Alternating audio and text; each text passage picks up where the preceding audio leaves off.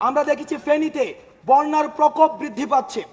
দেখেন, আমরা রাষ্ট্র সংস্কারের কাজে রয়েছি, যেখানে পার্শ্ববর্তী দেশ আমাদেরকে সহায়তা করার কথা, সেখানে তারা নানাবিধরা বিভিন্ন আন্তর্জাতিক ষড়যন্ত্রে লিপ্ত হচ্ছে।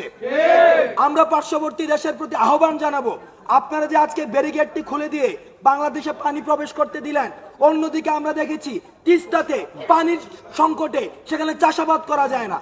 আমাদের যখন পানির প্রয়োজন আপনারা তখন পানি দিচ্ছেন না, আর যখন পানির প্রয়োজন নেই আপনারা বেড়িবাঁধগুলো খুলে দিয়ে বন্যায় বাংলাদেশের মানুষকে আপনারা সংকটের মধ্যে ফেলেন। যারা আন্তর্জাতিকভাবে বাংলাদেশের সংস্কারকে এবং পুনর্গঠনকে বাধা দিতে চায়, তারা আমরা ফেসিবাদের দোষর হিসেবে চিহ্নিত করতে চাই। আপনারা আপনাদের জায়গা থেকে মিডিয়া কর্মীদের মাধ্যমে বাংলাদেশের মানুষের প্রতি আহ্বান জানাবো, এই যে বন্যাক্রান্ত মানুষগুলো রয়েছে আপনারা সবাই তাদের পাশে দাঁড়ান। কারণ একটি রাষ্ট্র পুনর্গঠনের জন্য শুধুমাত্র অন্তর্বর্তীকালীন সব সিদ্ধান্তই একার পক্ষে সম্ভব নয়। আমরা আমাদের ব্যক্তি পর্যায় থেকে, গোষ্ঠী পর্যায় থেকে, সাংগঠনিকভাবে যারা বন্যাক্রান্ত হয়েছে তাদের পাশে দাঁড়ান। কারণ এই রাষ্ট্র পুনর্গঠনের কাজে আমাদের সমন্বিত উদ্যোগের মধ্যে দিয়ে তখনই আমাদের সম্ভব হবে, যখন আমাদের সমন্বিত উদ্যোগগুলো দৃশ্যমান হবে। 5 আগস্টের পর কিন্তু বাজারগুলোতে দ্রব্যমূল্যের দাম কমে গিয়েছিল, কিন্তু আমরা দেখছি এখন আবার নতুন একটি রাজনৈতিক দলের আন্ডারে আবার সেই সিন্ডিকেটটি গড়ে উঠছে। আমরা এই সিন্ডিকেটকে সতর্ক করে দিতে চাই, আপনারা যদি জনমুখী কোনো সিদ্ধান্তের বাইরে গিয়ে সিন্ডিকেট বা মাফিয়া তন্ত্র তৈরি করে বাজার ব্যবস্থাপনার মধ্যে কোনো ধরনের অসন্তুষ্টি তৈরি করেন, তাহলে ছাত্র নাগরিক যেভাবে শেখ হাসিনাকে যেভাবে গদি থেকে নামিয়েছিল, ঠিক একইভাবে এই যে সিন্ডিকেটগুলোর বা মাফিয়া তান্ত্রিক যে সিন্ডিকেটগুলো রয়েছে সেই সিন্ডিকেটগুলো সমূলে উৎপাটন করবে। আমরা বাংলাদেশ বিনির্মাণের পথে রয়েছি, আমরা বাংলাদেশ সংস্কারের পথে রয়েছি। স্বাধীনতার 53 বছর পরে এসো বাংলাদেশের দ্বিতীয় জন্ম এসে আপনারা যদি আমাদেরকে যথাযথ রাষ্ট্র পুনর্গঠনের সময় না দিয়ে গত 16 বছরের ব্যর্থতার দায়ভার আমাদের উপরে চাপিয়ে দিয়ে আপনারা এক ধরনের আমাদেরকে ব্ল্যাকমেল করেন, তাহলে আমরা মনে করব আপনারা রাষ্ট্র পুনর্গঠনে আমাদেরকে সহায়তা না করে বরং আপনারা ষড়যন্ত্র করছেন।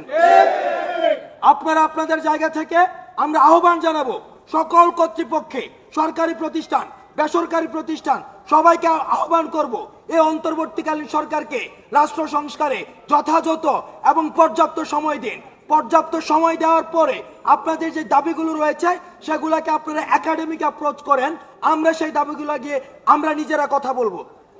দুর্নীতির আখড়া হিসাবে পরিচিত, দ্বিতীয়ত দুর্নীতির আখড়া হিসাবে পরিচিত, আমি 2-3 দিন ধরে অবজার্ভ করছি এবং আমাদের কাছে রিপোর্ট এসেছে যে ভূমি অফিস, বিআরটিএ, ওয়াসা এবং অন্যান্য যে সরকারি প্রতিষ্ঠানগুলো রয়েছে, আমরা আপনাদেরকে আহ্বান জানাচ্ছি, আমরা আপনাদেরকে হুঁশিয়ার করার আগে আহ্বান জানাচ্ছি, এখনো সময় আছে, আপনারা লাইনে ফিরে আসুন এবং আপনারা জনকল্যাণের জন্য কাজ করুন।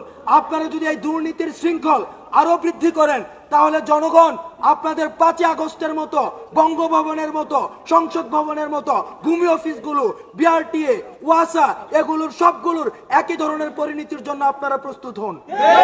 সুতরাং আমরা মনে করবো যে কাস্টমসে যারা রয়েছেন, ঘুষ খেয়ে কখনোই রাষ্ট্র সংস্কার করা যায় না। আপনারা রাষ্ট্র সংস্কারের সহযোগী হন। যদি আপনারা কোনো সরকারি প্রতিষ্ঠানে কেউ যদি ঘুষ খায়, তাহলে প্রথমেই আপনারা তাকে ঘুষি মারুন। এই ঘুষিটি একটি মেটাফরি করতে ব্যবহার হচ্ছে, অর্থাৎ তাকে সাথে সাথে প্রতিরোধ করুন।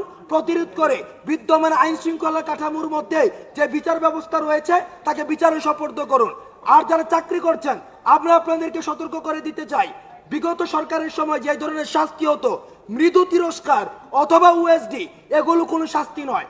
আমরা নিশ্চিত করব এই অন্তর্বর্তীকালীন সরকার দৃষ্টান্তমূলক শাস্তি নিশ্চিত করবে, পদচ্যুত করা হবে। প্রয়োজনে বিদ্যমান যে আইনি কাঠামো রয়েছে এই আইনি কাঠামোর মধ্যে দৃষ্টান্তমূলক শাস্তির ব্যবস্থা করবে এবং যা করা প্রয়োজন তা করে এই যে ঘুষের যে বাণিজ্য রয়েছে, দুর্নীতির যে আখড়া রয়েছে, সেটিকে ছাত্র নাগরিক সমূলে উৎপাটন করবে।